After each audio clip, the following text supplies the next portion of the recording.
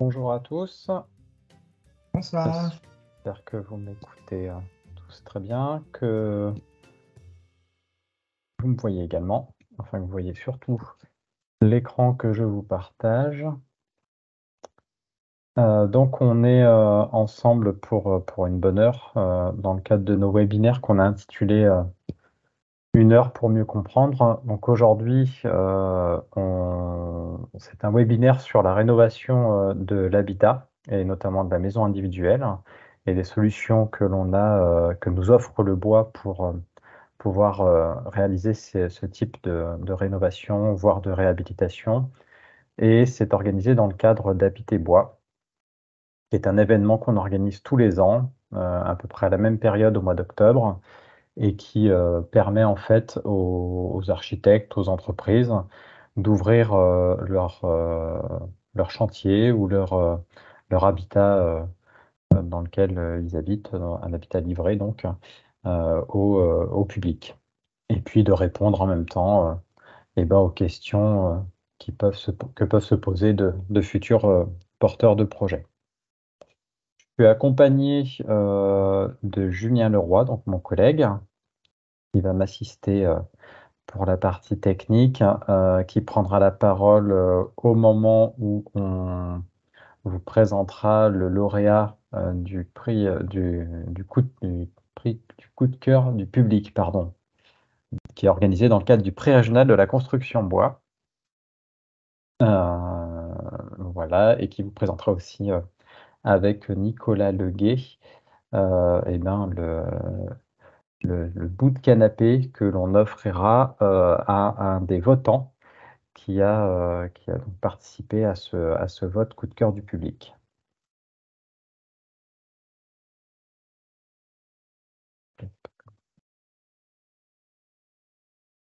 Alors, si vous avez des questions, ça Voilà. c'est quelque chose qui peut être important, il y a la conversation, vous pouvez les saisir et je tâcherai de les transmettre à Jean-Pierre, mon collègue. Voilà. Bon webinaire à tous. Quelques petites consignes pour que ça se passe bien. Je ne répète pas ce que Julien vous a indiqué. Au niveau des intervenants, donc ce sera moi, donc je suis Jean-Pierre Maté, je suis prescripteur bois construction au sein de l'interprofession Fil-Bois Auvergne-Rhône-Alpes. Pardon, j'ai l'état de mon téléphone. Nous aurons, peut-être parce que je n'ai pas eu confirmation, donc je ne sais pas s'il est là, David Mortier, qui est charpentier, qui nous présentera une extension sur élévation. Donc mon collègue Julien Leroy, qui vient de se présenter, l'architecte du projet que l'on tient encore secret, du projet lauréat du prix coup de cœur du public 2023, Nicolas Leguet. Alors je suis désolé, je crois qu'il y a une petite erreur dans son nom. Il me semble qu'il y a un U après le G.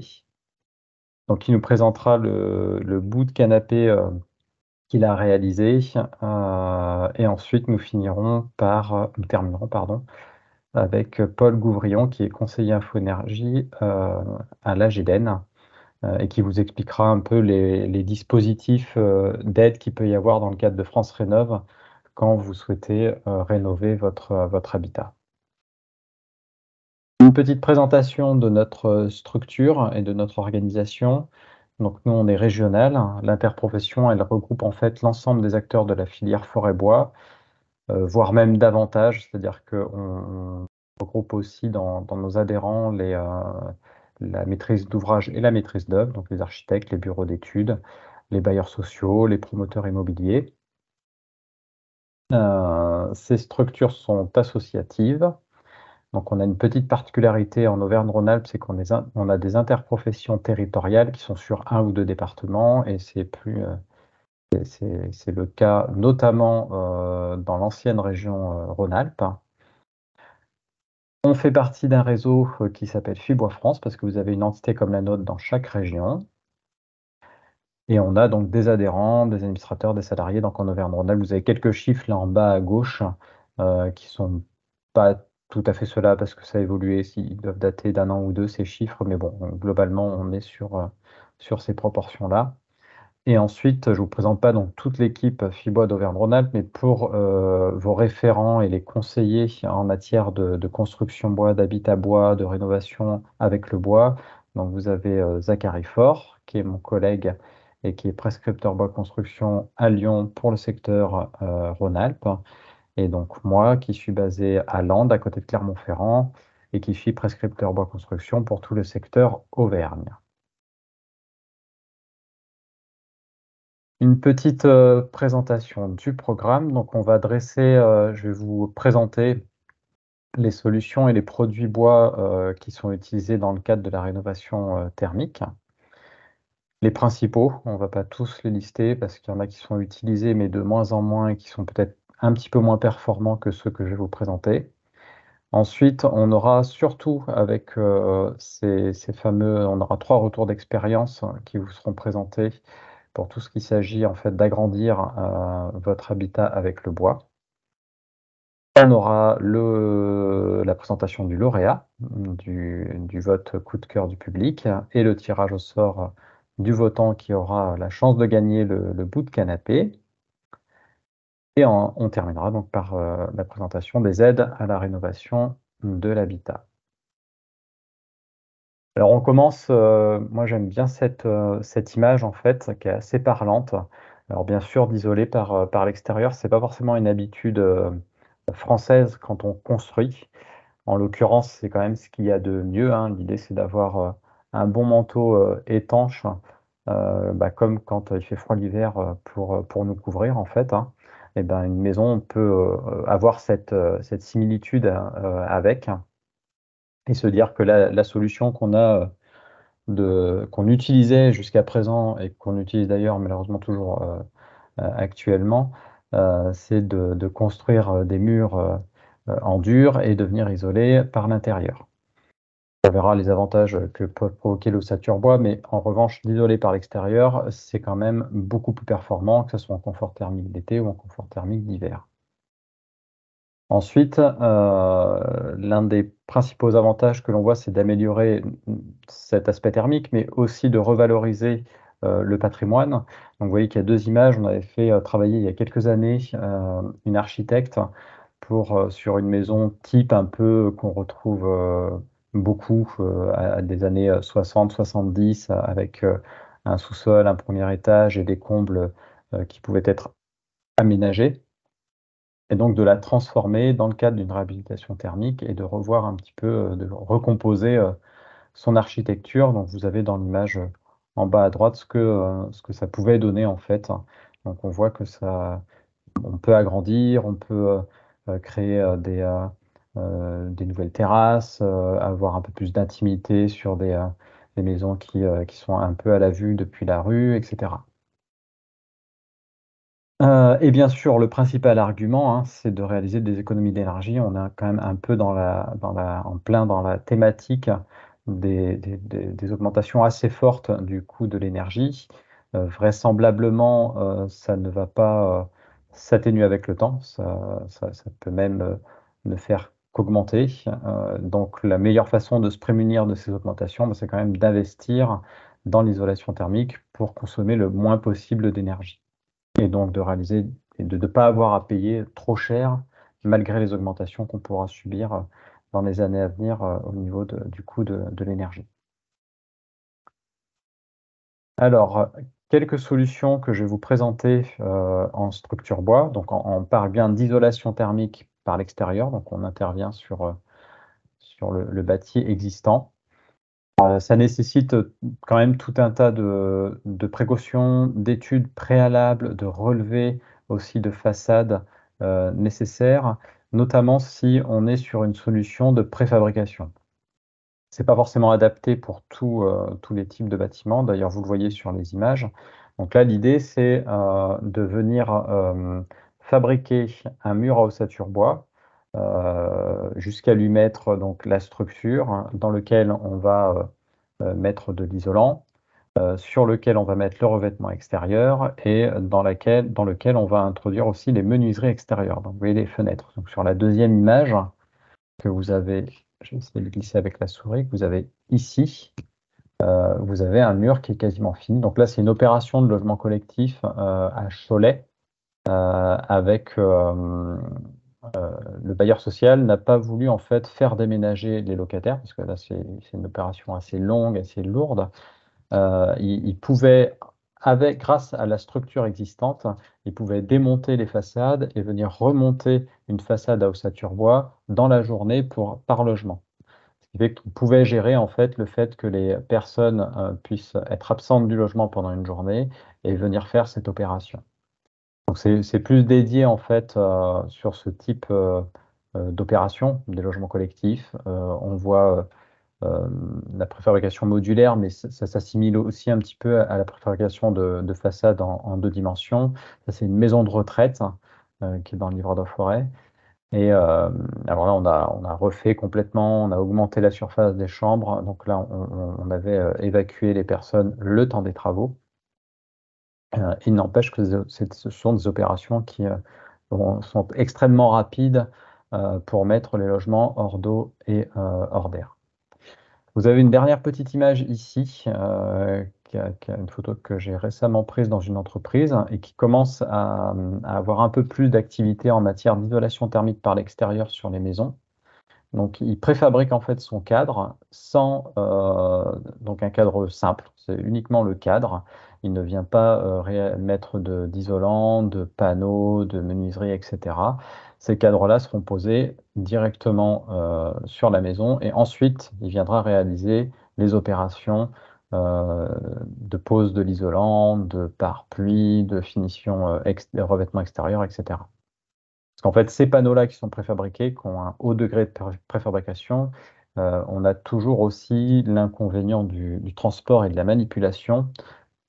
Pendant ces opérations-là, c'est toujours délicat en fait de maintenir le panneau en bon état et de ne pas l'abîmer. Donc il y a toujours cette crainte.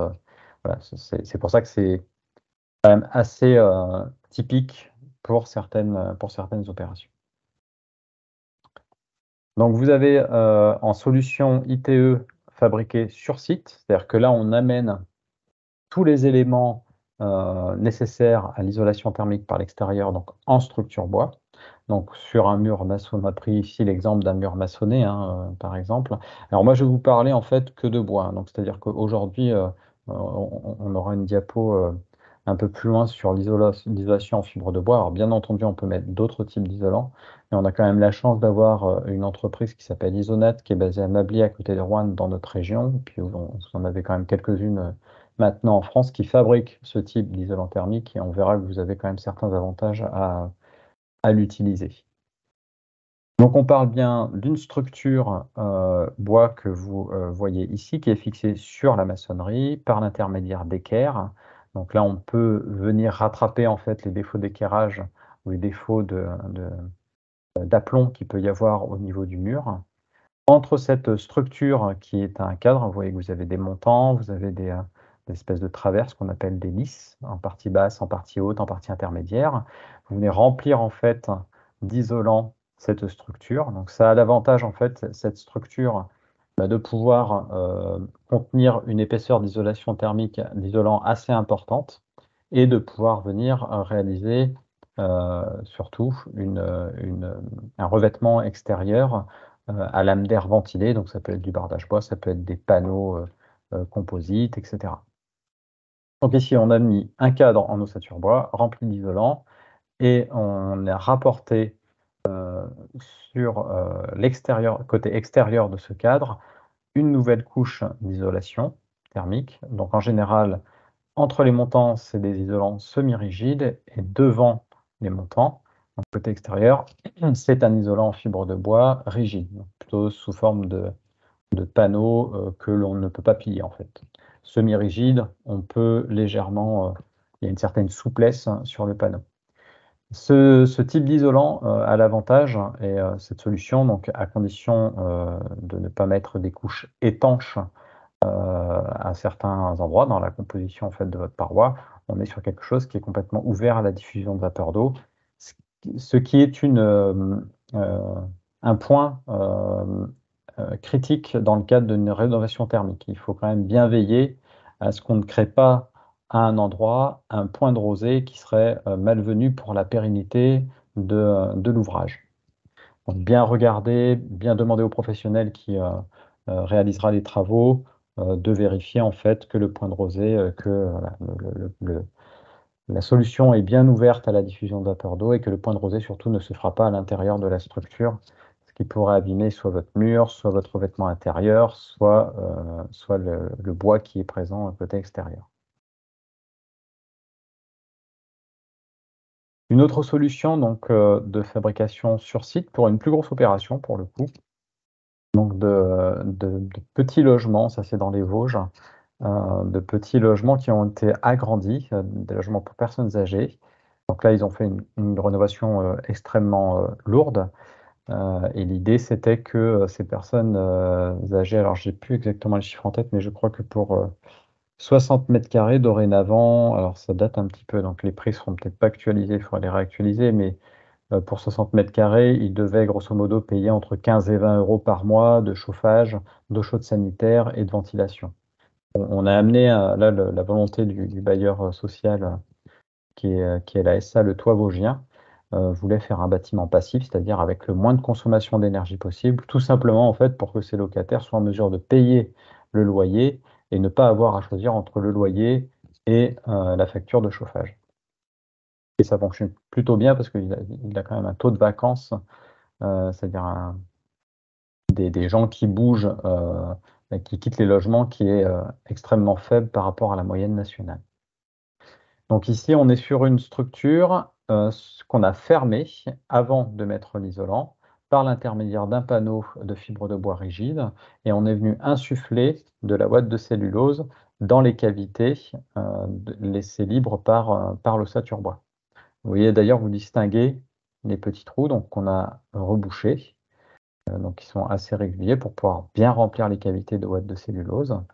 Et donc là, on arrive, alors c'est selon l'épaisseur, selon la conductivité thermique de l'isolant. Ici, on est sur un R de 10 mètres carrés Kelvin par watt.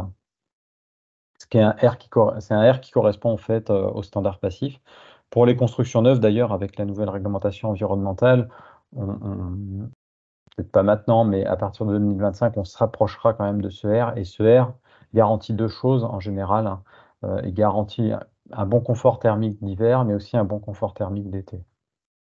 Alors, tout dépend après de la nature de l'isolant, de la composition, etc. Mais quand on est sur ces niveaux d'isolation, en général, on a plutôt un bâtiment qui se comporte bien selon les saisons. Donc vous avez une petite photo en dernier du bâtiment une fois réalisé. Pardon, je vais un peu trop vite. Une autre solution avec un exemple de maison individuelle, celle-ci. Alors ça, c'est sur de l'ossature bois existante. Le schéma ne correspond pas tout à fait, mais il n'y a pas encore de schéma tout fait, et on n'a pas encore en mesure de le faire chez Fibois, de schéma tout fait pour la rénovation thermique des maisons ossature bois, mais c'est tout à fait envisageable. Donc là, en l'occurrence, il y a une partie en ossature bois, il y a aussi une partie en dur. Donc on voit le cadre qui a été posé pardon, hop, en bas à gauche. Donc là, on est venu remplir d'isolant et ensuite on a mis un film pare-pluie. On n'a pas fermé avec un panneau de fibre de bois. Ce qui aujourd'hui quand même est assez conseillé, ne serait-ce que pour améliorer la performance thermique, mais aussi pour bien fermer en fait l'isolant et faire en sorte qu'il ne soit pas soumis au courant d'air. Un isolant, hein, pour rappel, l'isolant c'est de l'air immobile. Donc il faut impérativement en fait que l'isolant soit complètement isolé des ventilations pour avoir une performance optimale. Sinon, forcément, on altère sa performance.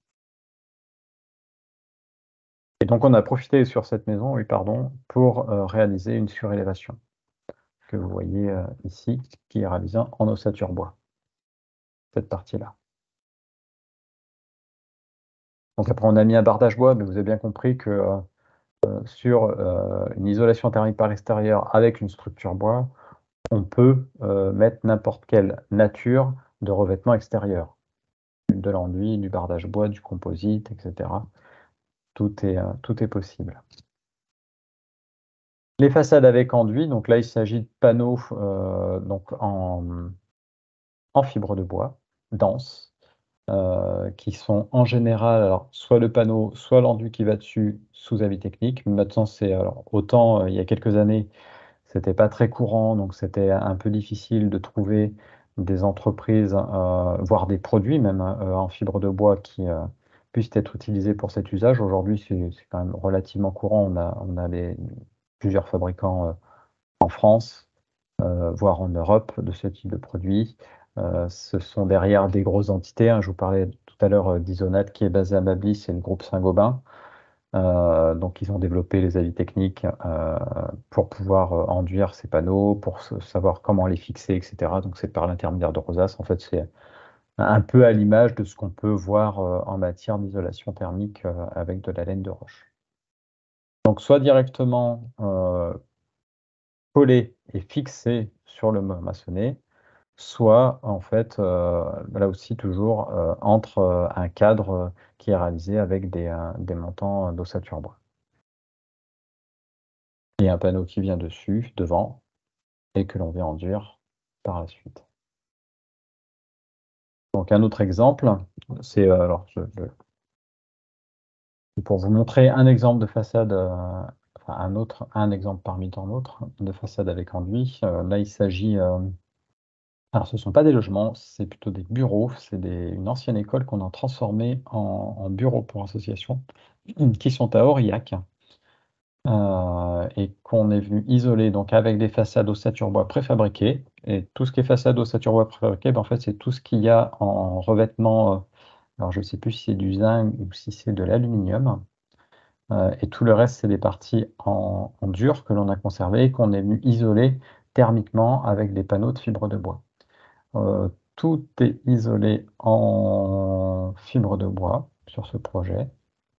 Vous voyez qu'on n'a pas forcément beaucoup utilisé du bardage bois, on l'a utilisé qu'à certains endroits, en fait. On n'a pas utilisé partout.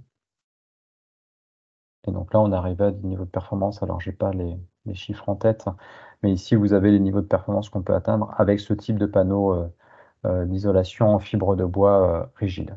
Donc jusqu'à 240 mm et vous atteignez des R de 6,15. Ce qui est déjà très bien pour la réhabilitation et la rénovation, d'aller jusque-là. Une maison individuelle, donc ancienne grange, typique auvergnate, qu'on est venu. Alors là, ici, vous avez deux sortes. Vous avez de l'ossature bois avec revêtement extérieur bois et de la structure bois avec isolant entre la structure, panneau de fibre de bois dense que l'on est venu enduire par la suite. Vous avez là l'opération à plusieurs étapes, notamment sur le pignon. Donc on a mis la structure. Vous voyez qu'on a mis des panneaux de fibre de bois, enfin, une fois qu'on a mis l'isolant en fibre de bois entre les montants de l'ossature. Je crois me rappeler que vous avez la partie soubassement ici qui a été aussi isolée. Alors si on peut, et dans la mesure du possible, ben, c'est toujours intéressant de pouvoir le faire. Alors là, vous voyez qu'on est sur des murs anciens, en pierre, qui doivent justement bien diffuser au niveau de la vapeur d'eau pour éviter un effritement des joints ou le fait qu'ils s'abîment avec le temps. Donc sur la partie basse, on est sur du liège traité à haute température, il me semble. C'est pour ça qu'il est un petit peu marron, le produit. On le voit peut-être encore un peu, on le voit bien ici. Voilà, là, cette partie sous-bassement. Donc là, on a traité thermiquement correctement toute l'enveloppe, jusqu'en pied de mur, voire même un petit peu plus, de manière un petit peu plus profonde. Et ça, c'est ce qu'on va rechercher pour avoir une performance thermique qui soit encore plus meilleure et pour limiter, voire éliminer tout ce qui est pont thermique. Vous voyez, ici, on est sur un R qui atteint presque les 5 mètres carrés Kelvin Watt, ce qui est plutôt très bien pour ce type de construction. Et puis bien sûr, alors si vous ne pouvez pas isoler thermiquement par l'extérieur, vous avez toujours la solution d'isoler par l'intérieur. Donc là, il y a les rails métalliques conventionnels qui existent, mais on peut également utiliser la structure bois pour réaliser ce type d'isolation. C'est peut-être un petit peu moins courant. Cependant, on commence à avoir quelques fabricants qui proposent des produits bien spécifiques pour ceux qui recherchent peut-être plus la performance environnementale en essayant d'utiliser un maximum de matériaux biosourcés. Eh ben, ils vont s'orienter plutôt sur le bois, donc réaliser des cadres avec des, euh, des carrelets lamellés collés, par exemple, et qui peuvent permettre de faire aussi bien l'isolation thermique par l'intérieur que des cloisons de séparation de pièces. Et bien sûr, pour compléter l'isolation thermique par l'extérieur au niveau des murs, on n'oublie pas les menuiseries, donc tout ce qui est fenêtres, porte-fenêtres, baies vitrées, portes, etc., qui peuvent être réalisées en bois ou en bois alu, en double ou triple vitrage. Vous voyez qu'on a des niveaux de performance dans... Alors là, c'est offre locale, hein, ça vient tout de la région Auvergne-Rhône-Alpes au niveau des photos. Je vous montrerai tout à l'heure des outils que Fibois a réalisés pour vous permettre en fait de trouver ces fabricants régionaux. Le bois alu, ça a l'avantage que l'aluminium est positionné côté extérieur, donc ça fait un capotage. On garde le cadre de la fenêtre, donc la structure de la fenêtre, si vous voulez, aussi bien l'ouvrant que le dormant en bois massif, et souvent en bois massif de type carrelé, lamellé collé, comme on voit ici. Vous voyez que c'est des éléments en fait qu'on est venu abouter, ensuite contre-coller.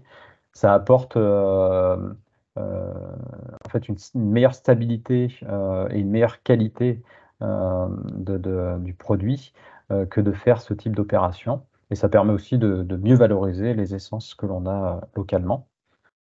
Et donc l'aluminium, comme vous le montre cette image, bah, il s'agit d'un capotage, hein, tout simplement. Vous voyez, une fine couche d'aluminium qui vient protéger le bois et donc parce que l'inconvénient sur les fenêtres en bois, c'est l'entretien, bien entendu. Quand c'est peint, et ben, ce capotage aluminium vous permet en fait de vous libérer euh, de cet entretien à réaliser régulièrement. Cependant, si vous optez ou si vous n'avez pas le choix que de choisir une fenêtre en bois et que vous souhaitez la peindre, ça peut fonctionner aussi très bien. Pour cela, vous avez une marque, enfin, c'est une démarche dans laquelle les professionnels s'engagent. Ils doivent respecter le processus et les produits qui sont préconisés par cette marque qui s'appelle Naboco. Donc ils sont contrôlés, audités, etc. Pour leur permettre de garantir une certaine durabilité selon les teintes que vous choisirez. Donc la durabilité peut aller jusqu'à 10 ans. En général, elle tient bien au-delà, hein. La 11e année, vous n'avez pas forcément d'entretien à réaliser. Mais c'est une marque sur laquelle vous pouvez vous appuyer. Vous avez un réseau d'entreprises donc, qui sont sous Naboco, sous licence Naboco, et que vous retrouvez sur leur site internet. C'est une marque, c'est une licence régionale hein, qui est basée à côté de Valence, dans la Drôme. Donc c'est assez fourni. Vous avez quand même pas mal de musiques qui sont sous cette licence. Vous voyez que vous avez quand même pas mal aussi de teintes possibles. Les isolants en fibre de bois, maintenant c'est assez courant, je pense qu'il n'y a pas trop à redire. On peut parler de leur fabrication. On ne va pas couper des arbres qui auraient servi à faire de l'ossature bois, de la charpente, enfin, ce qu'on appelle du bois d'œuvre. Ce sont des produits connexes, soit de l'entretien des forêts, parce que quand on vient gérer une forêt, en fait, on vient prélever au fil du temps les bois qui ne donneront pas, les arbres en fait qui ne donneront pas des bois pour être utilisés en bois d'œuvre, pas des beaux bois en tout cas, des bois tordus, des bois qui peuvent avoir des fontes qui sont tout fins, enfin, etc. mais ce sont aussi des produits connexes. Et les produits connexes, en fait, tout ce qui est issu de la première transformation du bois.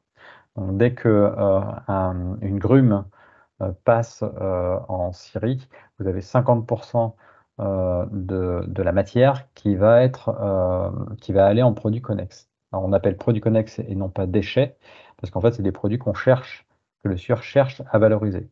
Et la première valorisation qu'on peut avoir en Auvergne-Rhône-Alpes, euh, qui est une meilleure valorisation, c'est d'abord de faire des produits qui seront utilisés notamment dans la construction parce qu'ils seront mis en œuvre et le bois va pouvoir continuer à jouer son rôle de stockage de carbone tout au long en fait, de son emploi dans le bâtiment. Et en l'occurrence, quand on utilise un produit dans le bâtiment, on a une espérance de vie d'au moins 50 ans, ou entre 30 et 50 ans selon les produits.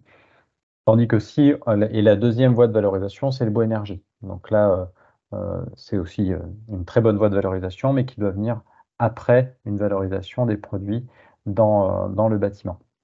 Pourquoi? Tout simplement parce qu'on vient brûler le bois, donc on libère en fait le carbone que l'arbre a stocké tout au long de sa croissance. On se rappelle la photosynthèse, hein, l'arbre absorbe du CO2, rejette de l'oxygène, donc le C de CO2 est capté par le bois étant composé à 50% de carbone. Et en ça, que les forêts et que l'utilisation du bois euh, sont un atout majeur dans la lutte contre le réchauffement climatique et dans le stockage de carbone. Aujourd'hui, on doit impérativement réduire nos émissions de gaz à effet de serre, et notamment le carbone, mais on doit aussi capter et stocker de manière durable le carbone qu'on a trop émis en fait, dans l'atmosphère et qui est responsable du réchauffement climatique.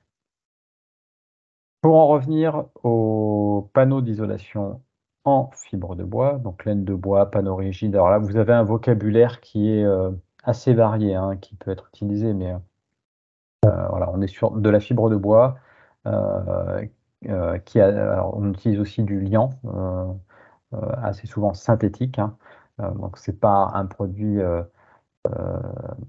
jusque-boutiste dans sa virtuosité pour répondre d'un point de vue environnemental à des niveaux extrêmement importants. Néanmoins, ça reste un produit qui est quand même très bien placé d'un point de vue environnemental. Il y a des recherches, voilà, les industriels n'arrêtent pas de rechercher pour essayer d'avoir des produits le plus vertueux possible et de se passer au maximum de tout ce qui est issu de la pétrochimie, donc en matière de liants synthétiques, etc., et de les substituer à des liants plus issus de matières biosourcées. Dans quelques années, à mon avis, on devrait voir arriver sur le marché ce type de produit-là. Je vous ai mis les niveaux de performance, ça c'est intéressant parce que sur les isolants en laine de bois, euh, vous aviez il y a encore quelques années des performances thermiques, des conductivités thermiques qui étaient plutôt aux alentours de 0,040, donc qui étaient quand même euh, bien inférieures, bien supérieures aux conductivités thermiques des autres types d'isolants, type laine de roche ou laine de verre, voire polystyrène. Même le polystyrène étant le meilleur d'ailleurs, donc il y avait vraiment un grand écart avec le polystyrène. Aujourd'hui, vous voyez qu'on se positionne quasiment au même niveau que la laine de verre ou la laine de roche, avec des lambda de 0,038, 0,036 même.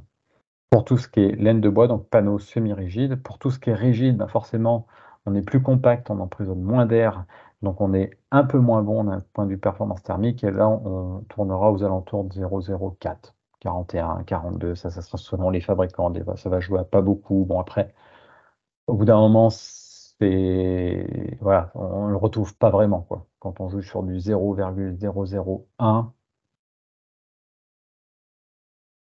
Donc là, je vous ai pris des exemples là, du local de l'étape. Il s'agit d'Isonat. Et donc, vous retrouvez l'ensemble des fabricants de produits bois d'Auvergne-Rhône-Alpes sur notre site internet qui s'appelle boisd'ici.org.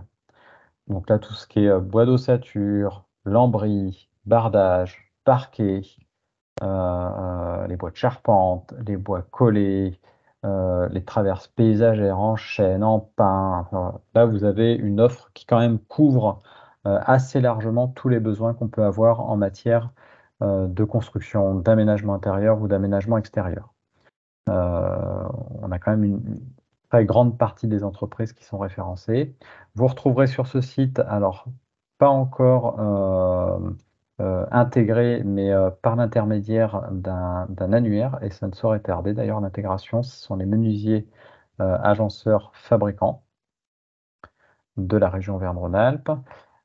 Et sur un autre site, sur notre site, c'est pour ça que je vous ai mis les liens également, vous retrouverez l'annuaire des charpentiers entreprises de construction bois de la région Auvergne-Rhône-Alpes. Alors là, on ne les a pas forcément toutes. En fait, pour réaliser ce travail-là, on lance des enquêtes. Et donc, c'est sur les entreprises répondent en fait à un questionnaire.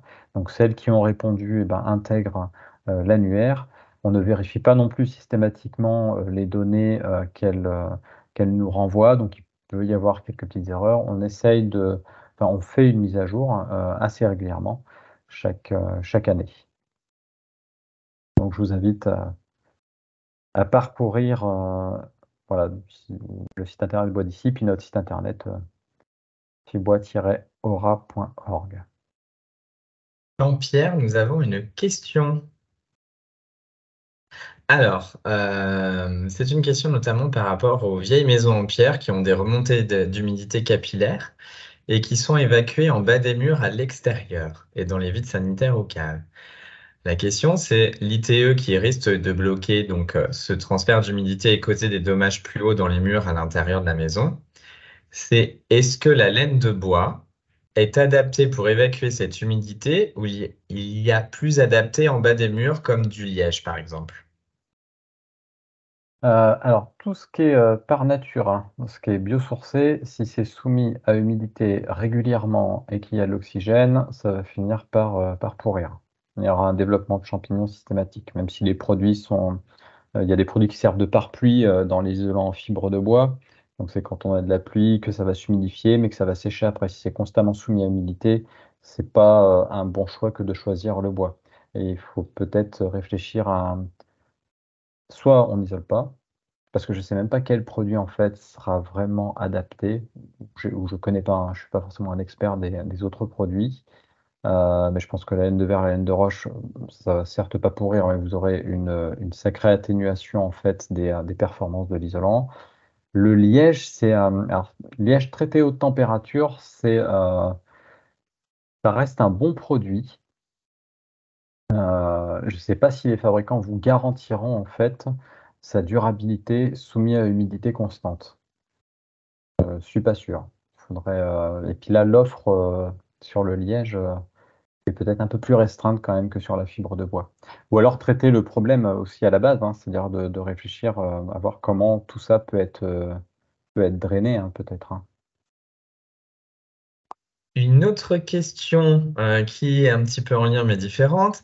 Est-ce que la question c'est et le confort d'été? Est-ce que l'ITE peut servir à ça par exemple, Jean-Pierre? Ah oui, complètement. C'est même ce qu'il y a de meilleur. Alors après, ça dépend aussi beaucoup de la nature de l'isolant. Ça va dépendre aussi de votre mur existant. Et ça, on va le mesurer aussi bien enfin, par ce qu'on appelle le déphasage. Vous avez des petits moteurs de calcul qui sont accessibles maintenant sur Internet. Ça vous permet en fait de composer vos parois et de vérifier la durée de déphasage qu'il peut y avoir. Le déphasage, en fait, ça va être au moment où euh, la durée, en fait, pardon, euh, la durée à laquelle la température, la chaleur, en fait, va pénétrer depuis l'extérieur à l'intérieur de votre habitation. Et donc, vous avez une fourchette idéale de mémoire, je crois que c'est entre 12 et 15 ou 16 heures de déphasage. C'est-à-dire qu'en gros, quand le soleil va bien cogner sur votre façade vers 14 heures, et ben 12 heures après, c'est là en général où vous aurez la température la plus fraîche. Donc la chaleur va rentrer en fait dans votre habitat, mais c'est le moment aussi où vous pourrez ventiler de manière même naturelle votre habitat. Donc il faut regarder en fait ce déphasage qu'il y a. Et la fibre de bois est intéressante parce que le bois justement a une certaine constitution qui, euh, qui rend un peu meilleur ce déphasage. Donc c'est pour ça aussi qu'on aime bien mettre des complexes. Première couche contre le mur d'isolant en fibre de bois semi-rigide, complété par l'extérieur avec de l'isolant en fibre de bois rigide. Ce complexe-là entre le rigide et semi-rigide, le rigide est pas mal par rapport à ce déphasage, il apporte quelque chose, tout en apportant aussi quelque chose, certes moindre, mais il apporte aussi quelque chose en thermique d'hiver. Mais en fait, voilà, ça va permettre d'augmenter ce déphasage. Et plus, bien sûr, le mur que vous avez à l'intérieur. Si vous avez de la pierre, vous avez en plus de ça de l'inertie par rapport au fait que la pierre conservera la fraîcheur et donc la restituera tout au long de la journée, etc. Mais ça se calcule. Les professionnels utilisent bien Ubacus. Je crois que c'est gratuit c'est sur Internet. Donc, il faut maîtriser quand même un petit peu. Mais là, après, moi, je vous conseille aussi de ne pas hésiter de demander à des professionnels, hein, un architecte, maître d'œuvre, un spécialiste ils pourront vous le faire. Normalement, ils doivent vous le faire, ça.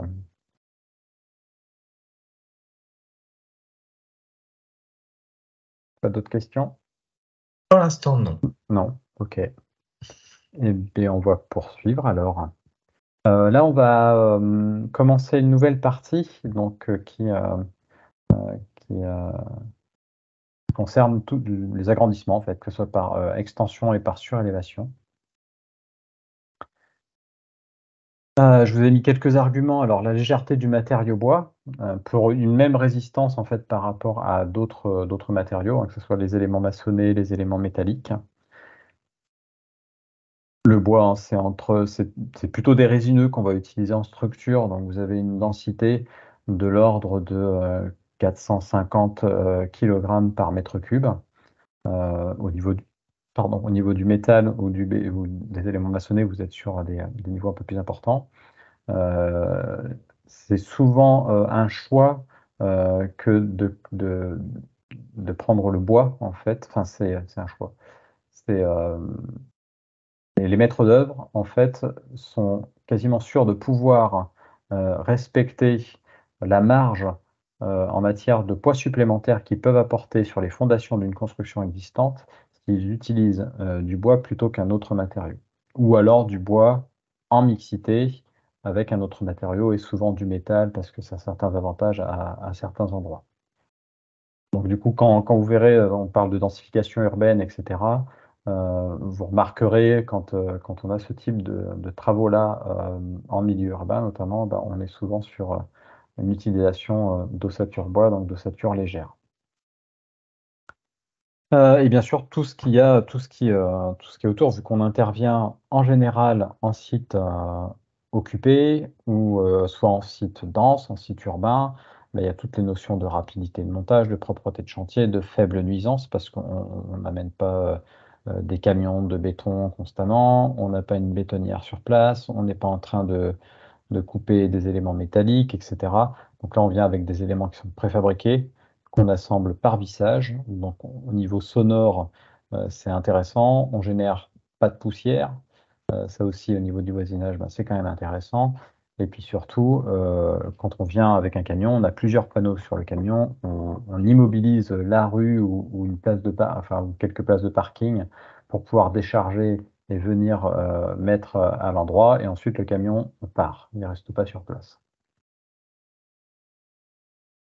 Je vous ai mis. Ici, bon. Je vous ai mis un petit panel ici, d'exemple. Alors, on n'est que sur de la maison individuelle, hein, ici. Et voilà, que ce soit en ville, à la campagne, dans des villes de taille moyenne, grande, etc. Enfin, le bois est bien accepté. Vous remarquerez aussi que vous avez plusieurs sortes de finitions, du bardage bois, du zinc à joint debout, du bardage bois avec du zinc à joint debout, un peu dans de panneaux composites. Je pense que vous avez ici sur l'image du milieu en haut. Et ici, ce ne sont pas des lames de bardage en bois, mais des lames de bardage en fibre de bois ciment.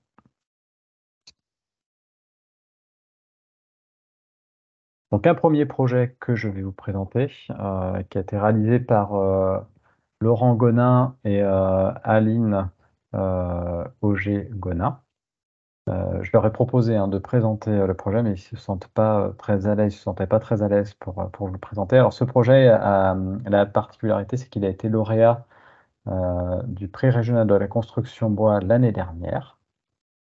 C'est une maison qui est située en Livre-de-Forêt.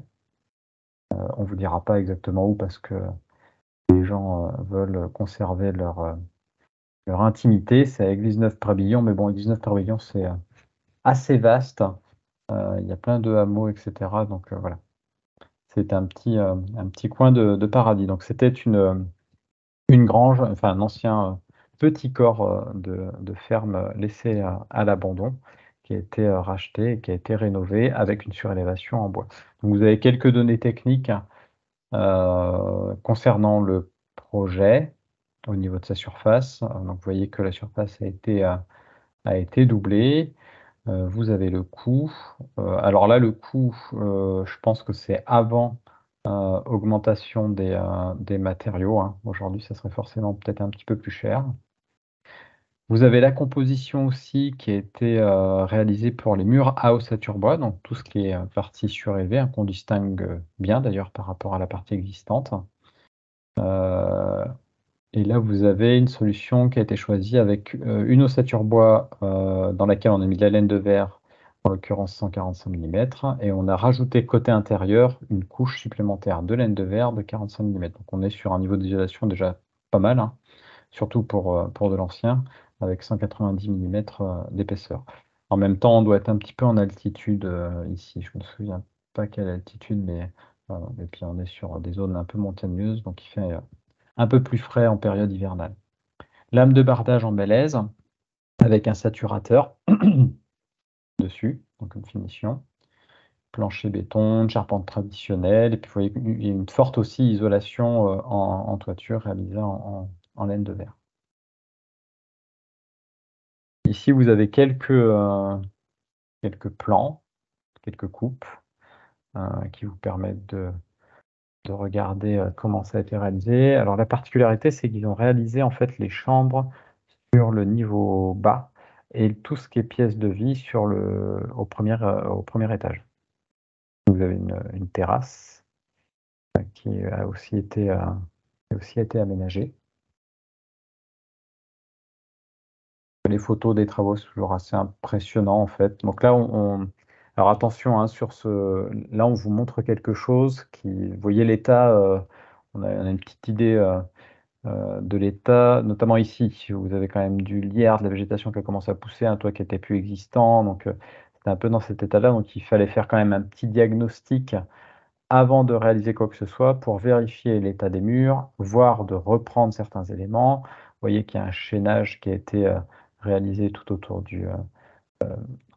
en périphérie, surtout pour autour du mur en fait, hein, sur sa partie haute. Un diagnostic a été fait, donc des reprises ont été faites, etc., avant de savoir si on pouvait venir poser quelque chose dessus, y habiter, etc. Donc ça, c'est un petit travail de diagnostic à faire par l'entreprise, bureau d'études, ou l'architecte en fait qui missionne au bureau d'études pour pouvoir réaliser ce genre de choses. Donc on voit l'élévation de l'ossature bois ensuite, hein, une fois qu'on a réalisé ce chaînage, donc le socle sur lequel viendra reposer l'ossature bois, et puis le plancher béton qu'on vient de réaliser avec la petite trémie pour le passage de l'escalier. Et le bâtiment terminé, la maison. Vous voyez, avec plutôt une très belle vue. Et puis, même en aménagement intérieur, vous voyez que l'architecte a poussé le vice à utiliser, alors ça doit être du hêtre, une essence là aussi locale, qui mérite d'être mieux reconnue en fait et plus utilisée. C'est une essence qui risque de diminuer, voire de disparaître à certains endroits avec le réchauffement climatique dont la ressource est assez importante en région Auvergne-Rhône-Alpes, hein, et qu'il faut impérativement réinvestir. Et notamment en intérieur, c'est une essence tout à fait adaptée. Alors là, c'est une extension conjuguée à une surélévation. Donc ça doit être présenté si il est parmi nous par David Mortier, charpentier. Alors, qui Il est là. j'ai vu était connecté et auquel je vais donner la main. Euh, Et qui peut présenter d'ailleurs l'entreprise en même temps, hein, dire un petit mot. Parce que les entreprises existent depuis 1839 quand même. Donc il y a un peu du savoir-faire. Je sais qu'il est en. Hop, voilà. Qui devrait pas tarder à se connecter si tout se passe bien. Je ne sais pas si son micro. Du coup, je m'enlève, moi, Non, Tu vas couper ton micro. je mets sur le micro, ok, ça marche.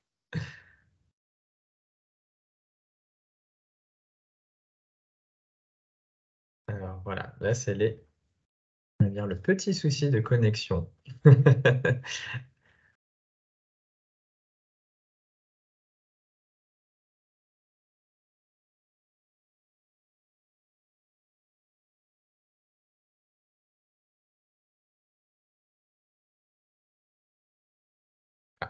Il est en train de. Je sais qu'il avait il avait un petit déplacement, donc il s'était connecté et il devrait être arrivé normalement à un endroit beaucoup plus calme.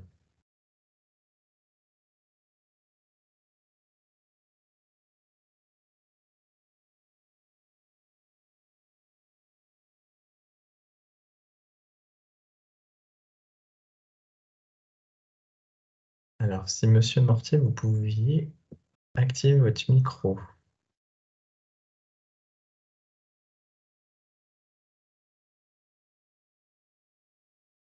Jean-Pierre, tu as peut-être des petites informations déjà sur la maison et sur le projet? Pas grand-chose. Mais, Est-ce que vous ce qui est m'entendez? bien. Ah, c'est bon. Oui, c'est tout bon, ça y est, Super. vous êtes arrivé parmi nous. On vous laisse présenter votre projet, Monsieur Mortier? Oui, excusez-moi, je suis également dans une autre réunion, donc voilà, je me Pas suis de éclipsé, souci, excusez-moi. merci beaucoup. Donc oui, ben bon, voilà, c'est un projet on va dire un petit peu classique. Euh, des personnes habitent dans une maison avec un couple avec deux enfants, se sont trouvés à l'étroit et puis ont trouvé cette façon d'agrandir leur habitat en s'étendant à l'horizontale et à la verticale. Donc, le gros biais de la construction bois, bah, c'est que on n'a pas rapporté de poids sur l'existant ou quasiment pas. Et on a construit très vite sans créer de dommages sur l'existant. Au niveau du temps de construction de cet agrandissement sur élévation, vous pouvez nous donner un peu des informations? Bah, c'est quelque chose qui se construit donc très vite. Le, le, le gros du chantier pour, comme je dis toujours, apporter une boîte sur l'existant, ça s'est fait en 3 jours. Ah En oui, 3 jours, en 3 jours, on a créé un niveau et l'extension. oui, du Donc, coup, on Je suis n'a en c'est train, ça. je suis en train de passer pas de les photos nuisance, en peu de même nuisance temps. pour les habitants. Voilà. Je suis en train de passer les photos en même temps où on voit une photo avec Oui, deux camions, je crois, tout qui à viennent fait. avec les panneaux d'ossature bois. Je sais pas, vous aviez préfabriqué beaucoup en Voilà, atelier? donc l'idée de cette photo, c'est de montrer que on a tout préfabriqué dans notre atelier et que avec 2 camions, on a apporté tous les murs et la toiture, quoi. Voilà, l'idée, c'est de montrer que ça se passe très vite et avec peu de contraintes pour l'environnement. Oui, c'est ça. Et votre entreprise existe depuis 1839, donc c'est quand même Oui, une, un avantage de se dire que vous avez plus que de l'expertise au final. oui, ben voilà, ben, on est parti de notre métier de charpentier, notre cœur de métier, notre métier de base et puis voilà, on a évolué sur des choses comme ça, parce que voilà, c'est connect et puis, bah, la qualité environnementale, la qualité de vie, des personnes est importante pour nous. Donc voilà, on est venu sur des choses comme ça. D'accord. Merci beaucoup. Merci. Merci. Donc, ce qui est intéressant aussi sur cette opération, c'est que vous voyez qu'on est on n'est pas sur c'est complètement différent de ce qu'on a vu avant, en zone rurale, bâti très ancien, etc. Là, on est plutôt sur du pavillonnaire, plutôt récent, avec des besoins qui ont aussi évolué en fonction des propriétaires, de leur métier, de leur vie de famille aussi, hein, famille recomposée ou des enfants qui arrivent, etc. Donc là, c'est relativement simple et peut-être moins coûteux aussi, et certainement moins coûteux aussi aujourd'hui. Ah oui, tout à fait, Euh, c'est aussi un des gros points. Oui. voilà, Plutôt ouais, que de déménager, c'est bien moins coûteux. voilà, tout à fait, plutôt que d'avoir à vendre, à déménager, à quitter un quartier peut-être où on a ses habitudes. Donc c'est plutôt une très bonne solution. On a des chiffres d'ailleurs sur les parts de marché de l'ossature bois en extension et surélévation qui prédominent quand même, hein. On est aux alentours de 25 ou 30%. Donc ça veut dire que c'est quand même un choix qui est assez plébiscité par les propriétaires. C'est-à-dire qu'ils n'hésitent pas beaucoup. En fait, il y a un certain réflexe à dire bah, je choisis la solution bois lorsque je veux agrandir mon habitat. Je ne sais pas le niveau de performance thermique que vous avez sur cette opération. J'imagine que c'est certainement meilleur que ce qui existait. Ah bah, de toute façon, dès qu'on construit en bois, on a une performance thermique qui est forcément mauvaise ou voire bonne, on va dire. Mais il n'y avait pas de grosses exigences de banquet. D'accord. On est pas loin de l'aérevin. Et juste en finition extérieure, parce que je pense qu'on n'a pas d'image qui montre C'est le de l'enduit. bâtiment. C'est de l'enduit. C'est de l'enduit, hein. Donc c'est-à-dire que Oui. là aujourd'hui, ça se voit pas que c'est de l'ossature bois, et on voit pas forcément qu'il y a eu ces travaux-là d'agrandissement. Alors, l'enduit va être fait cette semaine. Ok, d'accord. On aura la chance Et, d'avoir la photo à la fin de Et la semaine alors. effectivement, cette maison, en fait, comme c'est dans le cadre d'Habiter Bois sur Webinaire, cette maison peut être visitée gratuitement le samedi 14 octobre à 10h, Ah, très bien. donc à Saint-Éloi dans l'Ain. Donc ça peut être en plus un Oui. avantage, après l'avoir vue à l'écran, d'aller la visiter. Faut C'est s'inscrire. ça avec Fibois 01. Voilà, il faut s'inscrire sur habiterbois.fr. Ok, top. Eh bien, Très bien. écoutez, merci Monsieur Mortier. Merci à vous. Bonne réunion. Avec mes excuses pour cette Pas de Non, intervention qui est souci. un c'était peu bien, ça rapide. allait. Très bien. Merci Excusez-moi, beaucoup. Merci beaucoup je à porte vous. vraiment le bois très haut, mais voilà. Merci beaucoup à Merci vous. Au beaucoup. revoir. Bonne soirée. Merci. Merci. Et donc, on va passer au lauréat du coup de cœur, du prix coup de cœur public. Là, je vais pas y arriver. Coup de cœur du public 2023 du prix régional de la construction bois d'Auvergne-Rhône-Alpes. Et donc, il s'agit d'une petite pépite. Il s'agit d'un refuge dans le Vercors. Ah, j'ai fait exprès de choisir cette image-là. En fait, on ne le voit pas encore très bien, mais on le devine un peu en flou. Et donc, c'est Nicolas Braillon qui est avec nous, qui est architecte chez Dupont-Braillon Architecte. Je vous ai mis cette image, en fait, c'est une capture d'écran. Vous pouvez visualiser un petit film sur notre site internet, sur la page du prix régional de la construction bois, avec les autres films qui ont été réalisés pour les lauréats. Donc, on félicite d'abord Monsieur Braillon pour ce prix, coup de cœur du public 2023. Et puis, on va lui laisser la parole pour nous présenter son agence et puis le refuge.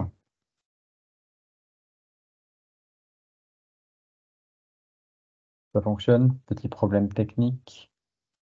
C'est en train de se connecter. Bonjour, vous m'entendez? Ah, C'est top, parfait, c'est à c'est vous. bon. Ça va, il n'y a pas de double écho, non? C'est tout C'est bon, bon. c'est tout parfait. Alors, donc écoutez, merci beaucoup pour ce prix. On est vraiment très heureux au sein de l'agence. Merci à toute l'équipe Fibois, puis à tous les votants qui ont voté pour ce beau projet. C'est vrai qu'on est très fiers, c'est une belle vitrine pour notre agence, donc on est très fiers de l'avoir réalisé. Et donc, bon, on a une agence à Lyon, donc, qui s'appelle Dupont-Braillon Architectes, et on construit essentiellement en matériaux biosourcés, mais aussi géosourcés, en terre. Et donc, le bois est en permanence l'objet et le matériau utilisé sur tous nos projets. Donc, on l'utilise systématiquement pour les caractéristiques que Jean-Pierre a décrites, sa légèreté, sa capacité isolante. Et donc, on réalise des maisons, que ce soit neuves ou des rénovations, mais également des ITE, comme ce que Jean-Pierre vous a présenté, des ITE en fibre de bois. On en a réalisé récemment. Donc, des projets de cette année qu'on n'a pas encore publiés, mais qui pourront rapidement arriver sur nos réseaux. Donc, je vais vous présenter le refuge du Vercors, qui est ce beau projet. Donc, c'est un refuge. Donc, en fait, vous allez comprendre dans cette présentation le cheminement de notre réflexion et surtout comprendre que le bois, en fait, a été au cœur de la réalisation depuis la première visite sur le site jusqu'à son exécution. Et dans toutes les étapes d'études et d'études du projet, le bois a été vraiment le cœur de notre réflexion. Ce projet, il est situé donc dans la Drôme, près de La Chapelle-en-Vercors, dans un site isolé. Donc, une des particularités, une grosse contrainte de ce projet, c'est que nous sommes dans un site totalement isolé. Et donc, nous avons dû donc, trouver des solutions dans cette contrainte. Si j'ai la main pour passer le slide suivant. Non, je voulais passer. Du coup, voilà. Donc, en fait, nous sommes dans un site isolé, comme vous le voyez, en montagne. Et donc, la montagne, le premier sujet, c'est la météo. Et donc, du coup, nous avons dû penser une exécution rapide, car la fenêtre météorologique de ce site, c'est à peu près 6 mois. Et donc, c'est le temps que nous avions pour construire cette maison de avril à novembre. Donc, le bois est comme un matériau facile à préfabriquer en atelier. C'était une évidence pour nous d'utiliser le bois dès la découverte du site. Et donc, c'est pour ça que même avant de concevoir le projet, nous savions déjà qu'il allait être en bois. Le matériau choisi, il fallait aussi donc, composer un dessin. Donc, je vais te demander la prochaine page.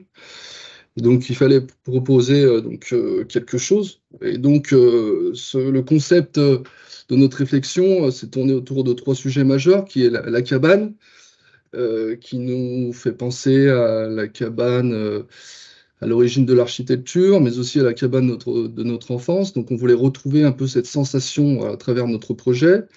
Le deuxième réflexion sur ce projet, c'était l'autonomie, la question de l'autonomie, donc qui est une condition première en site isolé. Et puis, le troisième réflexion, c'était de retrouver une architecture locale, ancrée dans son architecture de montagne, ancrée dans son territoire. Donc, donc pour la page suivante, donc je vais vous expliquer sur les pages suivantes ces 3 réflexions qui se retrouvent dans le projet. Donc, la cabane, en fait, elle se retrouve de manière, se retranscrit vers 3 grands principes. C'est une surélévation progressive. Donc, à l'intérieur est découpé en fait en demi-étages, demi-niveaux, en 4 demi-niveaux jusqu'à accéder à la toiture.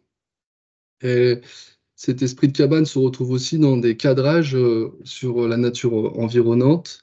Et également, dans la toiture, on retrouve un esprit de protection, comme vous pouvez voir à droite, avec des espaces cosy et donc assez protecteurs.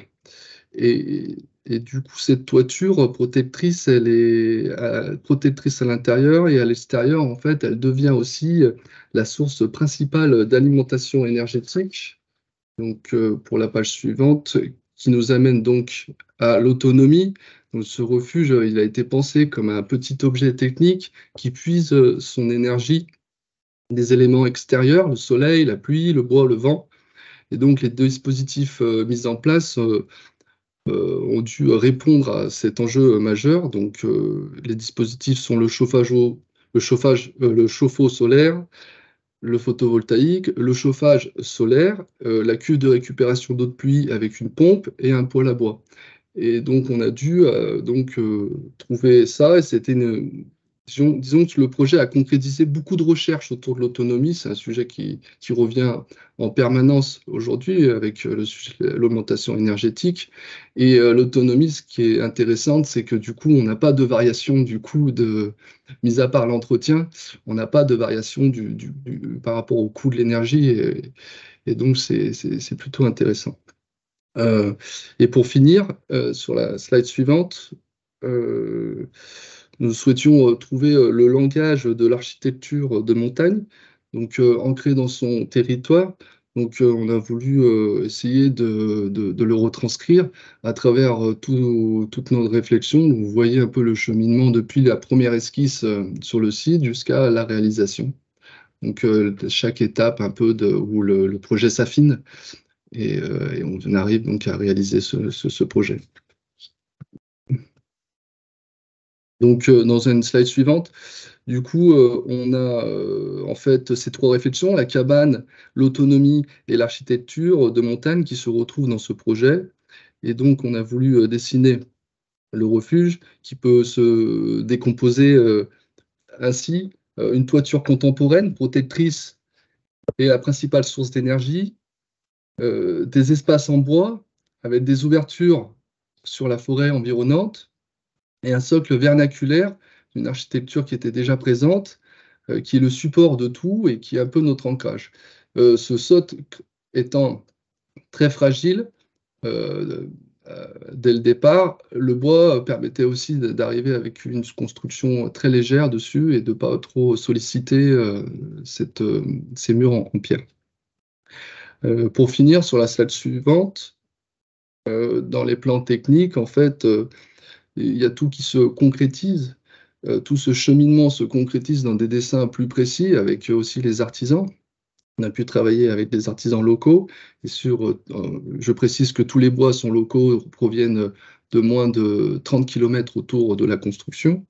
Et donc, dans cette réalisation, nous avons eu le souci de faire apparaître le bois dans tous les éléments structurels, mais également dans les revêtements, pour qu'ils puissent apparaître à différentes échelles.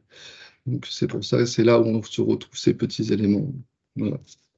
Et donc dans la slide suivante, vous retrouvez donc la réalisation finale, donc à l'extérieur, avec donc ce toit qui vient se poser sur l'existant, sur ce mur en bois. Voilà. Et puis après, l'intérieur, on a donc des cadrages sur l'environnement et aussi donc une sensation un peu de protection sous cette toiture, cette imposante toiture. Donc on a voulu retranscrire, j'espère. Et pour finir, voilà, ça c'est l'espace principal, donc qui offre une vue panoramique sur la nature. Et vous pouvez nous retrouver sur nos réseaux. Et merci beaucoup pour votre écoute. N'hésitez pas à aller voir. On a pas mal de constructions aussi en bois qu'on a réalisées cette année qui vont bientôt apparaître sur notre site. Donc vous pouvez nous retrouver. Merci. Très bien, merci. Et puis félicitations encore. Merci beaucoup. On va procéder. Alors, ce qui est dommage, par contre, c'est que c'est pas un gîte, donc je crois que c'est pas alloué, donc malheureusement, on ne pourra pas en bénéficier, mais c'est vrai que ça donne envie hein, quand même. Hein. Ça donne envie. Ça donne envie d'avoir la neige aussi. On va passer au tirage au sort. Alors, j'ai Et une là, petite question Oui. juste avant. Quelle est la Attends, composition des murs à ossature bois et de la toiture Sharking, notamment en termes d'isolation et d'eau pluviale? Alors, quand on récupère les eaux pluviales, c'est pas si simple quand on veut les filtrer parce qu'on se dit, bon, quel matériau serait le plus adéquat pour les récupérer sans qu'on se pose. Il n'y a pas 36 000 matériaux et c'est vrai qu'en plus, on est dans une forêt et donc du coup, facilement, il peut y avoir pas mal de dépôts sur la toiture en automne. Donc, on a opté pour le matériau du bac acier, assez simple et en fait, c'est le matériau qui émet le moins de résidus pour récupérer les eaux de pluie. Et donc, on a créé une cuve de 5000 litres qui permet de régulièrement pouvoir puiser dedans, grâce à une pompe à l'intérieur. Les murs sont réalisés en ossature bois avec une isolation donc en bois et un bardage en Douglas du Vercors ajouré de 40 mm par 40 mm. Et pour l'instant, il n'y a pas d'autres questions à moins que ça arrive, mais ça devrait être bon. Ah, si.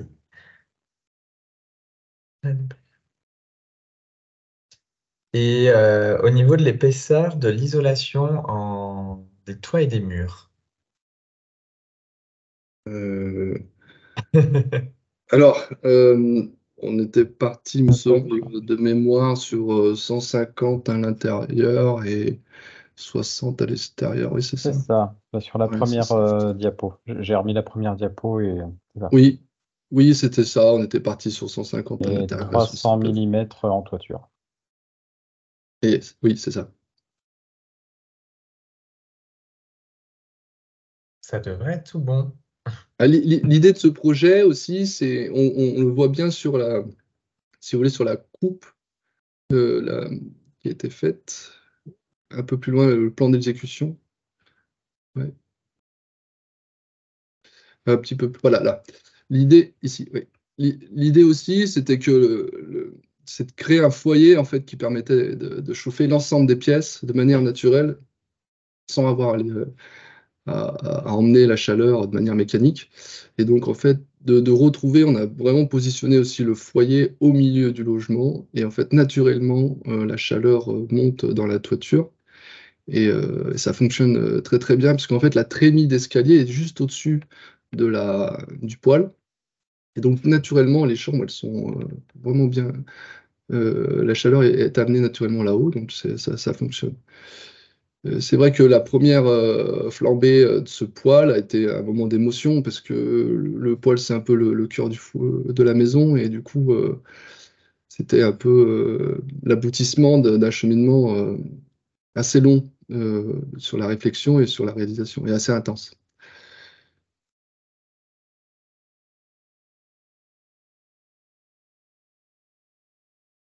Et c'est tout bon, il n'y a plus de questions. Merci encore. Merci. Donc, nous allons procéder au tirage au sort d'un des votants qui aura la chance de gagner le bout de canapé. Peut-être, Julien, tu nous expliques un peu comment tu procèdes au niveau du tirage au sort et ensuite on aura un petit mot sur cet objet par Exactement. Nicolas Leguet. Exactement.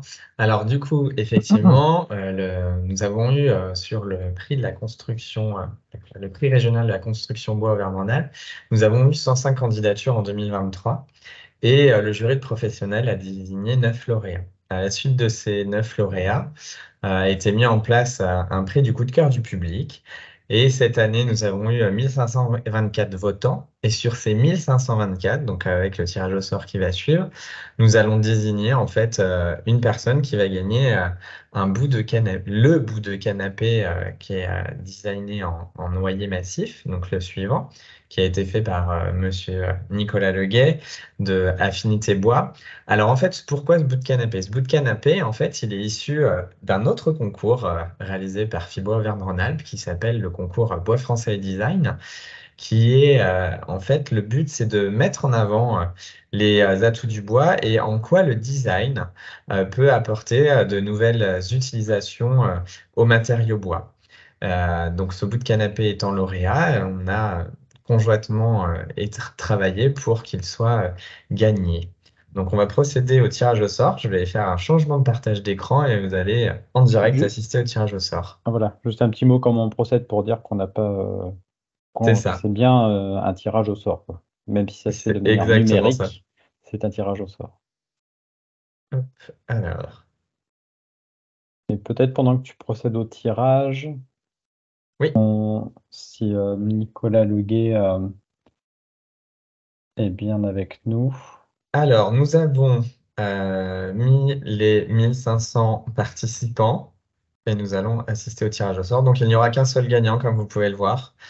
Merci en tout cas d'avoir participé pour les autres. Et c'est parti.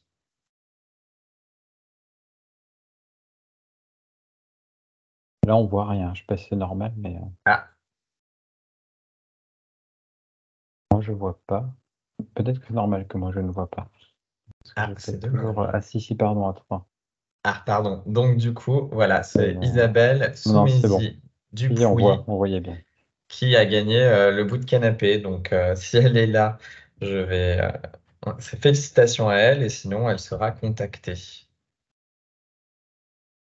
Je note bien son numéro.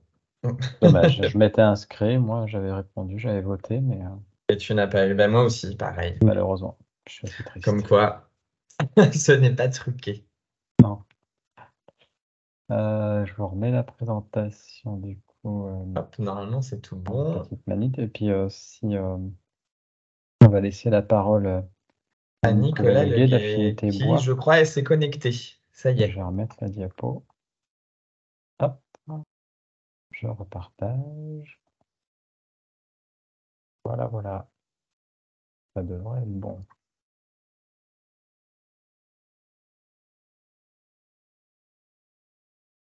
Est-ce que vous nous entendez, Monsieur Leguet?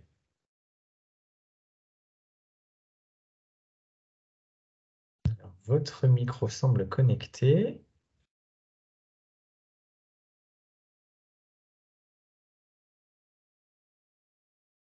De nouveau, les aléas du direct. Donc, c'est bien. Ça montre que rien n'est enregistré.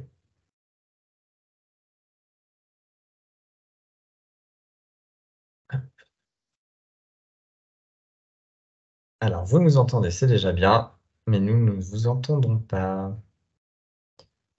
Alors,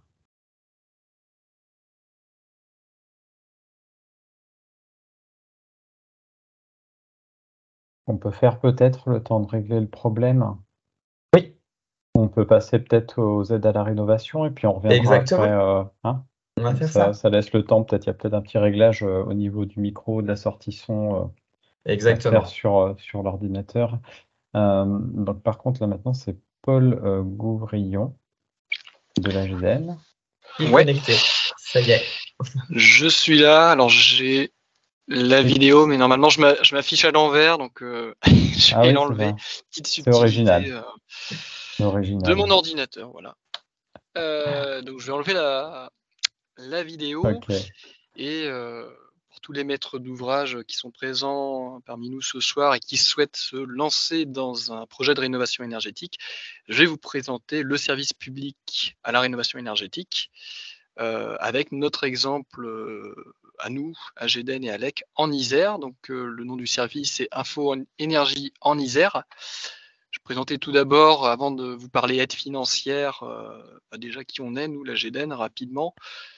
Donc c'est une association qui va sur ses 50 ans, sur la slide suivante.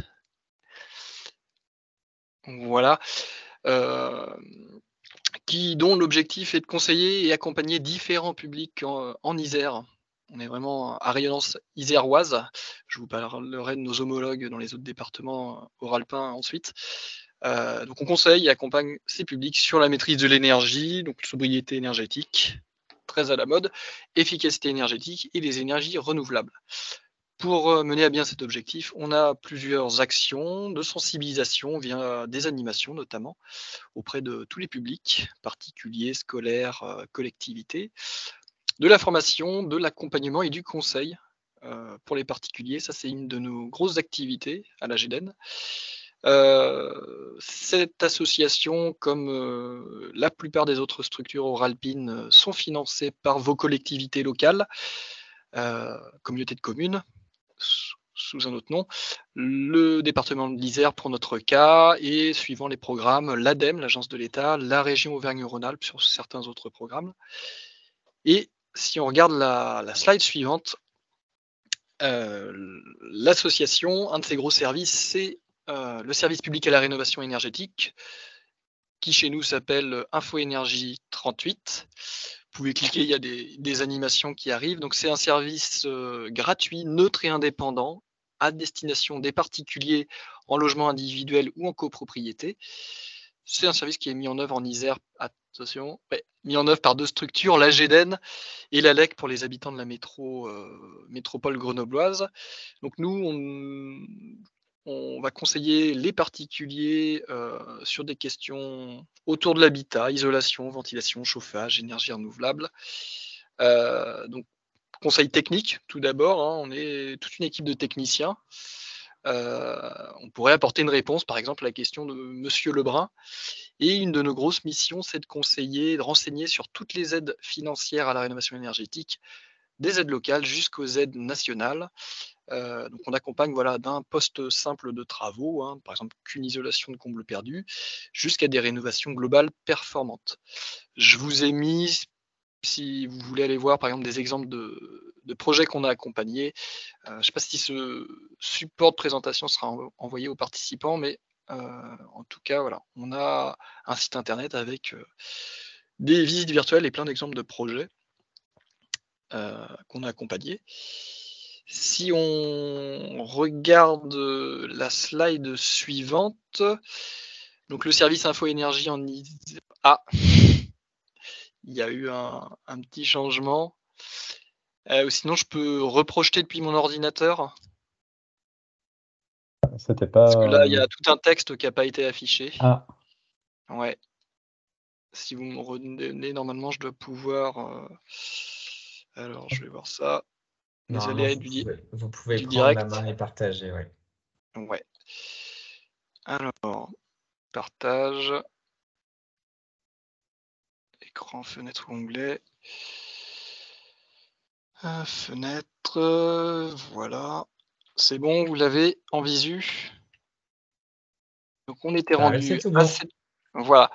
Donc l'AGEDEN, donc l'association, porte le service Info Énergie de l'Isère 38, qui est membre du réseau France Rénov'. Donc France Rénov', c'est le nom qu'on donne à toutes nos structures, hein, tout département confondu au niveau national. Et ensuite, elles ont, pour certaines, des dons départementaux comme nous. Nous, on a décidé de garder ce nom Info Énergie 38 pour des questions, on va dire, de continuité de marque. Donc, je ne sais pas si jamais il y a des Isérois parmi nous, eh ben, ils peuvent appeler le numéro qui est en bas directement. Ou bien, si vous n'êtes pas isérois et que, avant de vous lancer dans votre projet, vous souhaitez avoir des conseils neutres, gratuits et indépendants, je vous invite vivement à prendre contact avec votre espace conseil France Rénov' avant de vous lancer dans les travaux. Donc 2 options, soit le site internet francerénov.gouv.fr que je mettrai dans le chat, ou par téléphone. Voilà, numéro d'appel national. Petite particularité de nombre de nos structures, nombre de départements en France, c'est que lorsqu'on va vous conseiller, on va adopter la démarche Négawatt, du nom d'une association qui œuvre sur des modèles de transition énergétique. Et cette association a défini 3 leviers d'action en fait pour réduire nos consommations énergétiques. Alors là, on n'est plus sur l'option, on n'est pas sur l'option forcément confort, mais sur l'option réduction de l'empreinte carbone des ménages, avec 2 leviers majeurs pour réduire notre consommation énergétique, la sobriété et l'efficacité qui vont agir sur la demande en énergie. Donc la sobriété, ça va être les campagnes du gouvernement, chaque geste compte, éteindre la lumière, économiser l'eau, etc. Bon, c'est la version simplifiée de la sobriété. C'est un peu plus complexe dès qu'on creuse le sujet. Et l'option efficacité qui, appliquée à l'habitat, c'est la rénovation énergétique. On va venir apporter des solutions techniques au logement pour réduire la demande en énergie nécessaire. Et ensuite, une fois qu'on apprend à bien se servir de son logement, finalement, on va faire de la sobriété énergétique. On va jouer sur l'usage. Et tant qu'à faire, on va essayer aussi d'aller sur des modes de système utilisant des sources d'énergie renouvelables. Le bois énergie notamment, le soleil, solaire thermique ou photovoltaïque, et dans une très moindre mesure l'éolien ou la micro-hydraulique. Voilà. J'enchaîne. Donc, nous, on conseille techniquement, mais aussi on va vous renseigner sur toutes les aides locales et nationales. Ce qu'on observe, nous, depuis plusieurs années, alors on accompagne aussi ces collectivités qui sont partenaires de la GEDEN, c'est que de plus en plus se mettent en place des aides à la rénovation énergétique et de plus en plus elles vont favoriser les isolants biosourcés, donc laine de bois, ouate de cellulose, également les fenêtres bois ou bois alu. Je prends juste l'exemple de l'Isère, hein, j'ai pris 4 communautés de communes, enfin 3 EPCI et le département. Loisan, par exemple, une zone assez montagneuse de l'Isère, va bonifier les travaux de rénovation énergétique à hauteur de 5% pour l'emploi de matériaux biosourcés. Le Pays Voironnais, au pied de Chartreuse, eux vont conditionner leur aide uniquement aux projets utilisant des matériaux biosourcés. On ne peut pas demander cette aide locale si on fait une isolation en laine de verre ou en polyuréthane. La CAPI, comité d'agglomération Porte de l'Isère, vers Bourgoin-Jallieu, va valoriser sur les rénaux globales utilisant du bio-CRC, va apporter un bonus de 1 000 €. Et le département de l'Isère va également accorder des bonus. Voilà, plus 400 à plus 1 300 €. Donc ça, c'est pour les Isérois. Si vous voulez en savoir plus, les Isérois, appelez-nous. Et puis pour les non-Isérois, prenez contact avec votre espace conseil France Rénov en un clic sur le lien suivant. Vous rentrez votre code postal et il vous trouve la structure qui s'occupe du service public à la rénovation énergétique près de chez vous.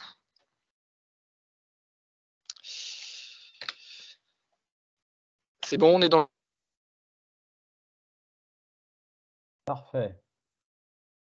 Et pour l'instant, dans les temps. Encore. Est-ce qu'on a résolu le petit souci avec Monsieur le Guay? Est-ce que c'est bon pour vous? Pour moi, c'est bon. On peut éventuellement répondre à la question de Monsieur Lebrun. Oui, effectivement. Sur le bâti ancien, alors que c'est une particularité, nous, on accompagne des projets sur tout type de bâti, hein, des maisons qui ont 500, 600 ans jusqu'aux maisons mal construites par des promoteurs d'il y a 5 à 10 ans. Voilà, chacune apporte une solution différente. Chaque projet est particulier. Sur le bâti ancien, il y a quand même une mesure générale à tous les bâtis anciens. On va d'abord, avant de parler isolation, voir si le bâti ne présente pas de pathologie liée à l'humidité. Et après, la solution à apporter en fait, sur tous ces murs qui peuvent être notamment humides. Voilà, il faut un diagnostic. Alors nous, on peut apporter un premier niveau de diagnostic. Après, il est important d'aller consulter des pros, 2-3 professionnels locaux spécialisés dans la rénovation du bâti ancien, qui sont d'ailleurs couverts assurantiellement sur leurs travaux en général. Et ensuite, une fois qu'on a résolu ces problèmes d'humidité, on va mettre les bons matériaux au bon endroit. Et là, il y a foultitude de solutions. Il y en a qui vont jamais vouloir isoler une maison ancienne par l'extérieur, d'autres qui n'y voient pas d'inconvénient, d'autres qui vont faire pas des soubassements en polyuréthane, mais en béton de verre cellulaire ou en mise à port, un autre type de verre cellulaire sans liant. Ça dépend vraiment de chaque projet. Voilà, on a plein de gens qui font aussi de l'auto-rénovation en Isère, accompagnés ou non, et qui rénovent du bâti ancien quasiment aussi bien que les pros. Voilà, chaque solution est particulière et n'hésitez pas à contacter vos espaces conseils France Rénov si je vais finir là-dessus. Contactez-les bien en amont avant de signer des devis, de vous engager avec des entreprises. Voilà, ça va vous faire gagner du temps, de l'argent aussi sur le long terme. Et c'est neutre, gratuit et indépendant. C'est tout bon pour moi. Pas d'autres questions? Moi, je les vois pas, les questions. Non, pas d'autres Avec mon questions, non, écran, non. mais, ok. Donc, si Monsieur Le Guay c'est résolu, je vais revenir sur la petite diapo. Alors, Monsieur Le Guay.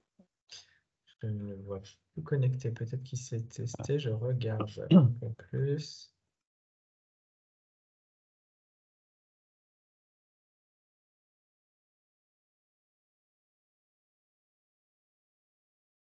Je ne le vois plus connecté. Alors, je peux peut-être parler un petit peu de ce bout de canapé. Bah, du coup, oui. Si tu peux, vas-y. Je ne serai pas aussi bon que Monsieur Leguet. Le bout de canapé, en fait, a été dessiné déjà pour mettre en avant une essence locale, donc le fameux noyer, avec le moins de transformation possible.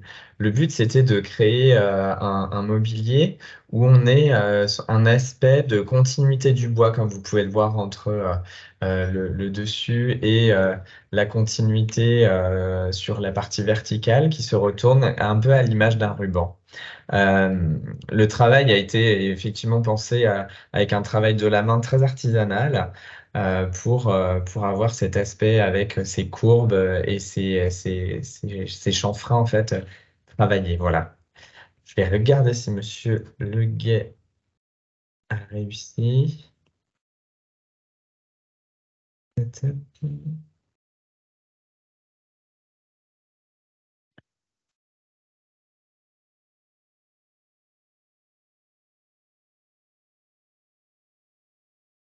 J'ai peur que ce soit notre plus gros aléa du direct. Tant pis. Oui, je pense que c'est ça. Je ne sais pas s'il a un site internet, peut-être que... Alors, il était en cours de construction dernièrement. Bon, vous avez le nom de l'entité, de la Donc voilà, son personne. entreprise s'appelle Affinité Bois et vous pouvez retrouver les informations également toujours sur notre site internet Fibois Aura. Voilà. Eh bien, on a tenu dans les temps, je pense qu'on est bien. Il est 20h01. Ça devait durer jusqu'à 20h. Je pense qu'on peut se féliciter, mis à part ce petit problème. Eh bien, écoutez, on vous remercie tous pour votre attention, vos questions. Et on espère vous retrouver bientôt. On remercie aussi les intervenants d'avoir pris Oui, un temps à nous consacrer ce temps-là pour présenter en fin de journée ce webinaire. Et on vous donne rendez-vous sur un autre sujet de webinaire, certainement d'ici la fin de l'année. Donc n'hésitez pas à continuer à nous suivre. On vous transmettra cette information. voilà. Et du coup, Monsieur Leguet a mis en lien sur la conversation le lien vers sa page professionnelle en tant qu'artisan menuisier ébéniste, donc Affinité Bois. Voilà. Et Monsieur Gouvrillon a mis le lien vers France Rénov'. Donc, s'il y a besoin, il ne faut pas hésiter. Voilà. Et dans les quelques jours à venir, on mettra cette vidéo et ce webinaire en ligne si tout se passe bien. Voilà. En tout cas, merci beaucoup à tous. Et n'hésitez pas de profiter là jusqu'au 15 de Habiter Bois. Donc, dans le cadre ce pourquoi on a fait ce webinaire Habiter Bois qui va vous permettre dans toute la région, après avec 25 rendez-vous, de visiter des maisons, extensions, rénovations en bois et qui pourra peut-être vous permettre d'encore plus apprécier ses qualités. Merci à toi, Jean-Pierre. Et puis à bientôt. À bientôt. Au revoir à tous. Au revoir à tous.